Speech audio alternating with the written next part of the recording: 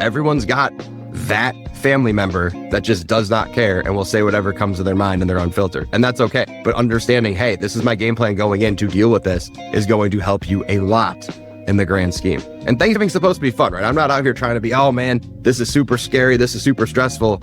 But these are things you have to pay attention to, especially on the lead up. And then of course, for the actual day, already know what to do there. Then afterwards, you got all these leftovers. Of course, you want to enjoy them as you rightfully should. But again, you have to still think about the protein, the fat. Am I still counting the carb? There's a bunch of extra pie and dessert. What do I do with that? Do I even want to have that in general? Because I had some of it on the day of the holiday. But like, you're like, oh, but the pecan pie is so good. It probably is. But is it going to be the best choice for your blood sugar in that moment, considering all the other factors leading up? Coach, and I've lived myself with type 1 diabetes for over 20 years, and I am here to share everything that I have learned in both my personal and professional experience so you can live that incredible diabetes life. So get ready and let's dive right into today's episode. What is going on? Welcome to this episode of the Your Diabetes Insider Podcast, where today I want to go over the rest of Thanksgiving week. And this can apply to Christmas week. This can apply to other holiday weeks. But I know in the last episode, I went over how to navigate Thanksgiving itself. But what we're forgetting about is a lot of times you may be taking off work or school a couple days before, the day after, the weekend after, and it can become an extended vacation effectively, which is amazing. You're with family, you're with friends, etc.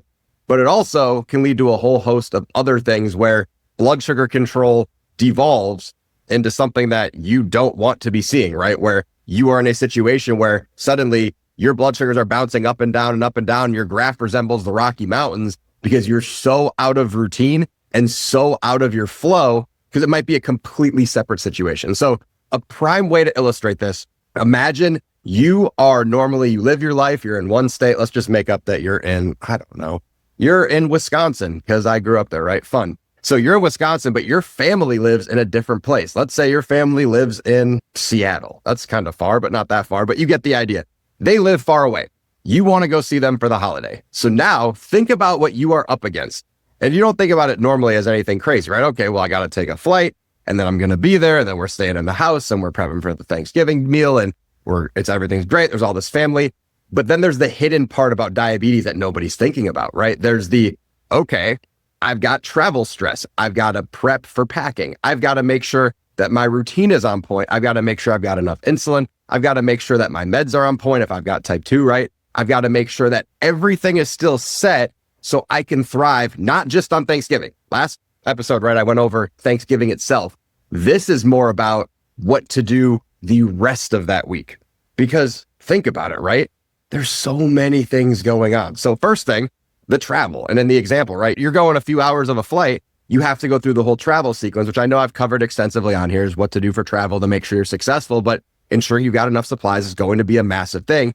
But travel stress, especially when flights can get delayed, weather can be funky, you're in the airport with 9 trillion people, it seems like, because everybody's traveling at Thanksgiving, and depending where you're flying out of, there could be a massive hub you have to go through with even more people. And there could be connecting flights. Like there's a lot of opportunities for stress, and that can cause blood sugars to go up just at baseline. But then, okay, you're in a different environment. Maybe you're with your parents. Maybe you're with your kids, right? You're with somebody else. So you are now out of your normal element. And your normal element might include, hey, I work out a few times. I go to the gym. I get in cardio. I make sure I'm walking. I've got my food on point. Well, now everything's thrown on its head because you're not in your normal gym situation. You're not in your normal food situation. You might be going out to eat way more often than you usually do. You may be going to restaurants more often leading up to it. You may be cooking or someone else is cooking and you're not sure what's in it. There's a lot of things that can cause issues from a blood sugar standpoint. And you have to think about these things. You have to think about them relatively quickly, right? Because you got to be in with the flow and still be excited. So you get there. Obviously, that's going to be the first part. You get to where you need to go. But then the first thing I would say to you is, how can you ensure that you are going to maintain some semblance of normalcy? It's not going to be normal. Straight up, it's not going to be normal. For example, when I was in graduate school and I would come back, I went to North Carolina, right? I would come back to Florida for the holiday. Well, everything's thrown out of whack, right? Different kitchen, different food, different gyms, etc. What I would do is say, okay, where can I get my workouts in? Where can I get some sort of physical activity in? Because I know my blood sugars are going to be happy if I do it. And if I don't do anything, it also think about the cost of not doing something, right? If you don't do anything, your blood sugar is going to not be happy. Your insulin resistance is going to creep up much faster than you want it to. And I hate to be that person, but it is absolutely going to wreck you and you are not going to be happy about it. You might be thinking, oh, well, it's okay. I'll be fine. You're probably okay for, a couple days. But let's say you fly in on Tuesday, right? So Tuesday is a travel day. Wednesday, you're choosing not to do anything. Well, then congrats, it's Thanksgiving. I know in the last episode, I talked about doing some sort of workout on that Thursday, but imagine that you're just zonked. You don't feel like it, or you're up early and you're prepping all the food with everybody. That's 3 days in a row. By that Black Friday, right? You are in a situation where you do not know what is going to be happening because you're so insulin resistant, because your body is used to a baseline of activity that you are not giving it. So you have to figure out, how can you keep some semblance of normalcy with activity throughout the entire week, right? It could be steps, it could be running, it could be finding a gym. I personally will try to find a gym wherever I go, maybe get a 1-day pass, a 2-day pass, something to keep myself in motion. So where can I find that? When I've gone to my in-laws for Thanksgiving, hey, there's a YMCA. We'll say, cool, YMCA, older gym, there's still people there, totally chill. Adapt to the situation, still got the workout in, that's what's important. So find that place where you're going to get your activity in. It's going to be huge. Your body's going to thank you. The next thing, right? If you're helping prep the food, oh, this looks really good. Let me take a spoon of this. Oh, let me take a spoon of that. Let me take a little bit of this. That will add up.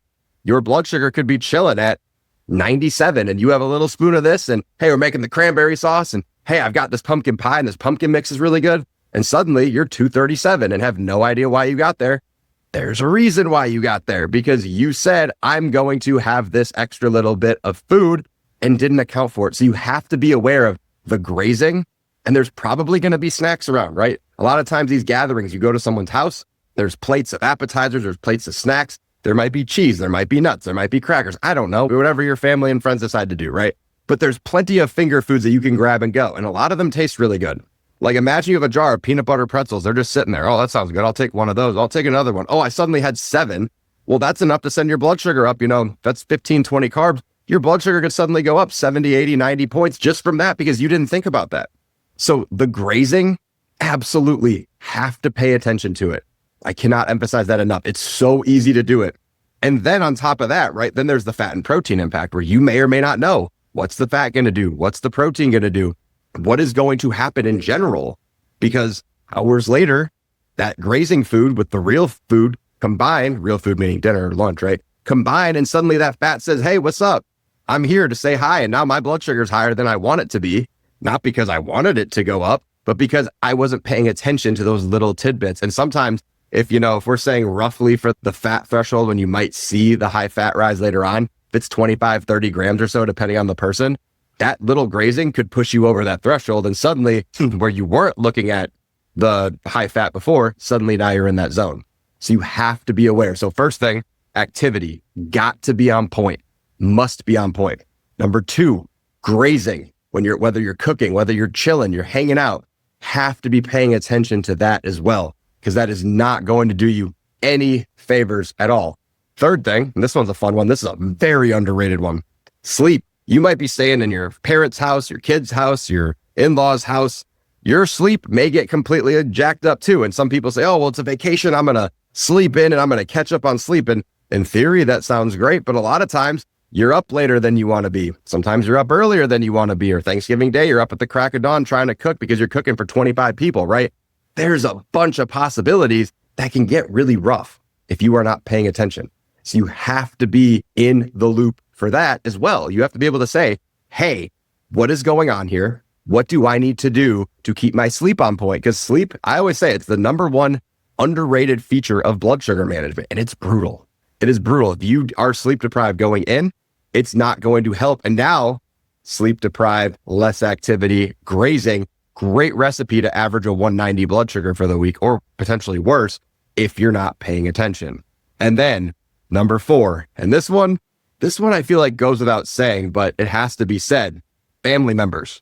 I don't know about you, but sometimes the family members cause much more stress than the food at Thanksgiving, before Thanksgiving, after Thanksgiving. You get the nonchalant, snarky comments. You get the, oh, can you eat that? The, oh, sugar-free this. Like, it can become a lot and it weighs on you. It's annoying, right? The last thing you want is you had diabetes for X number of years and you say, great, people mean well, but you would think by now, if you've had diabetes for at least 3 years, they probably should know, or they're just not trying, or it's someone you see once a year who just genuinely does not care and will just spout out whatever they want to spout out. So then there's the potential stress from that. Do you get anxious from that? Do you get some adrenaline from that? Does that spike your number? And then on top of that too, right? Is there going to be any, drama as a result of that? And it's not like it's your fault. You didn't ask for diabetes. It just kind of happened. But being able to say, hey, am I going to educate today? Or am I going to, absolutely go nuts on somebody?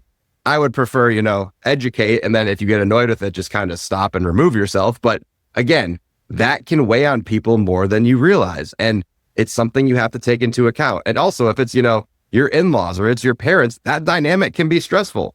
Like if you, for example, went off to college and then you went to, wherever you're going, you left the nest per se, and now you're coming back for the holiday and you're staying with your fam, that dynamic can be really funky. And this is not a psychology podcast, but it can be a funky dynamic that can definitely weigh on you and make you feel like, oh boy, this is very not what I want it to be right now. And that's okay. The bigger thing about it is you have to recognize this is another potential stressor that's there. Plus you got, Aunt Martha and, Uncle Bob just being obnoxious because they don't care to educate and they don't care to learn. And they're going to tell you whatever they saw on social media or Facebook, the Reels equivalent on Facebook or whatever, right? You have to factor that part in too. And it can be annoying. Everyone's got that family member that just does not care and will say whatever comes to their mind and they're unfiltered. And that's okay. But understanding, hey, this is my game plan going in to deal with this is going to help you a lot in the grand scheme. And Thanksgiving's supposed to be fun, right? I'm not out here trying to be, oh man, this is super scary. This is super stressful. But these are things you have to pay attention to, especially on the lead up. And then of course, for the actual day, already know what to do there. Then afterwards, you've got all these leftovers. Of course, you want to enjoy them as you rightfully should. But again, you have to still think about the protein, the fat. Am I still counting the carbs? There's a bunch of extra pie and dessert. What do I do with that? Do I even want to have that in general? Because I had some of it on the day of the holiday. But you're like, oh, but the pecan pie is so good. It probably is. But is it going to be the best choice for your blood sugar in that moment, considering all the other factors leading up? The choice is ultimately yours, right? You can make a compelling case for yes or no, but it's a matter of how are you going to address it? You're going to have to go in with the same strategy you did for Thanksgiving if it's the same free-for-all. If it's, hey, we're having turkey sandwiches, different conversation, more like your normal, typical, expected situation in your day-to-day life. So again, not letting your foot off the gas with respect to focus from assessing the food, dosing appropriately, dosing on time, etc. Or if you're on medications and you're type 2, assessing the food, ensuring your meds were taken on time, and obviously, making sure that you're not overdoing it in any capacity. It doesn't have to be hard. It doesn't have to be complicated. And these are all things I just kind of ran through them and kind of went extra into the weeds. These are things that you pull yourself back from. And you're like, yeah, there really wasn't so much. I didn't have to prep that much, but you do have to have a little bit of prep and a little bit of intentionality prior to the holiday and prior to, if you're traveling, prior to the traveling in general. Because once you show up, the schedule to an extent might be out of your hands. And once it's out of your hands, there's not a whole lot you can really do except for get through and do the best you can with the situation you're in. But if you prep, you can say, hey, for example, and depends how OCD you are about calendars and stuff, but I'm training on this day. I'm training this on this day. This day is an off day. This is roughly what I'm going to do going into Thanksgiving dinner, like we talked about in the previous episode. This is what I'm going to do for Black Friday. This is when we travel back. There's ways to handle this and ways to maneuver and do it the way that it needs to be done. So your blood sugars are happy, you feel good, and you can actually enjoy the holiday, even if you've got, Aunt Martha being a potato in the other room trying to tell you about her famous cinnamon bark trick that she used that helped her so much that we both know does not do anything useful for you. So there's that. But again, at the end of the day, this is a holiday. It's time to enjoy it. It's time to be fun, but watch out for the hidden blood sugar traps, because if you don't, they will sneak up on you. They will get you, and it will make the week a lot more difficult. And then you're spending the next week, 2 weeks, 3 weeks trying to undo what happened during Thanksgiving. And that's not something that I want for you. I want you to be in a situation where you're saying, hey, I came out of that day, that week, I thrived, I did great, I did not miss a beat. And during this time of the holidays where everything can seem extra complicated, there's so many treats, there's so many options available to me, I know what to do. I feel good about it. I feel confident in my ability to thrive during this time and go into 2026 with amazing blood sugars. That's what you want to see as a person with diabetes. And that's ultimately what my team and I are helping people do every single day. And if you're someone who's looking for that type of support where you can go in, just nail Thanksgiving, nail the next few weeks, crush Christmas week, and then go into 2026 feeling your best, the amazing blood sugars, eating what you love, dropping pounds, all of the things, while everybody else is feeling disgusting and, having their waistlines expand. You want to be the person that's thriving. My team and I are here to help. We're all dietitians. We all live with diabetes ourselves. We all have exercise backgrounds, and we're here. So if that's something interesting to you, go to social media at Man of Zeal, MANOFTZEEL, or go to yourdiabetesinsider.com and click on the apply, and you'll be able to work with us. We would love to be able to support you during this time of year and during the entire year to make sure you're in the best spot possible. And if you're loving the pod and you're getting a lot out of it, it would mean the world to me if you're listening on Apple, Spotify, wherever. If you could drop a 5-star review, I would be very grateful. But for that, I hope the holiday is incredible. I hope you have an amazing time with amazing blood sugar and amazing food. And with that, I'll catch you in the next episode. Hope you're ready for the next episode. Hey.